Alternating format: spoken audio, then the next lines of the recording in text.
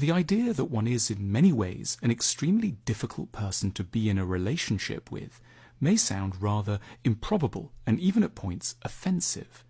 Yet fully understanding and readily and graciously admitting to this possibility might be the surest way of making sure one is an endurable proposition over the long term. There are few people more deeply insufferable than those who don't, at regular intervals, suspect they might be so. We are, all of us, invariably hugely tricky characters. We don't need to know anyone in particular to know this about everyone. We have all, in some way or another, been inadequately parented. We have a panoply of unfortunate psychological traits. We're beset by bad habits. We're anxious, jealous, ill-tempered, and vain. We are bringing an awesome amount of trouble into someone else's life by agreeing to be their partner. We tend to be shielded from this unwelcome news prior to a big relationship through a mixture of sentimentality and neglect. Our parents loved us too much to tell us. Our friends don't want to get bogged down in detailed critiques of our personalities. A pleasant occasional meal is all they want from us. And our exes were too keen to escape from us to offer up a helpfully detailed critique of our personalities. They simply told us they needed a little bit more space or needed to take a long trip to India. Furthermore, when we're on our own, we just don't notice how annoying we might well be in the eyes of others. Perhaps we were in a sulk for the whole of Sunday, but no one was there to be driven crazy by our self-pity and our passive fury. We may have tendencies to use our work as an escape from intimacy. But so long as we're not permanently with someone, we can pass off our eccentric hours without comment. Our peculiar eating habits won't be real until there is another person across the table to register our challenging chewing sounds and ingredient combinations. Eventually, a partner will call us out on these traits. It feels like a horrible personal attack, which a nicer person wouldn't put us through. But it's no such thing. It's an inevitable response to our failings, which anyone would need eventually to bring up. Our partner is not really doing anything odd.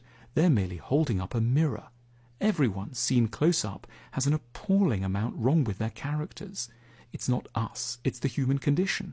The specifics vary hugely, of course. People are nightmarish in different ways. But the basic point is there.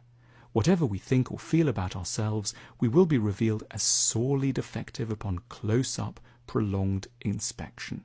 Sadly, it's not that our partner is being too critical or unusually demanding. They are the bearer of an inevitable bit of bad news, that we are a nightmare. Being asked to acknowledge one's flaws isn't a request to admit something very strange. What would be strange would be to think that one was without major defects. Of course, we have some delightful qualities as well, but it does mean that we are unavoidably going to be very hard for another person to live around. We need therefore to ask ourselves, in as candid a manner as we can manage, what specifically might be slightly crazy or desperate or undeveloped in our characters. Maturity involves having quite a detailed answer to the question, how are you difficult to live with?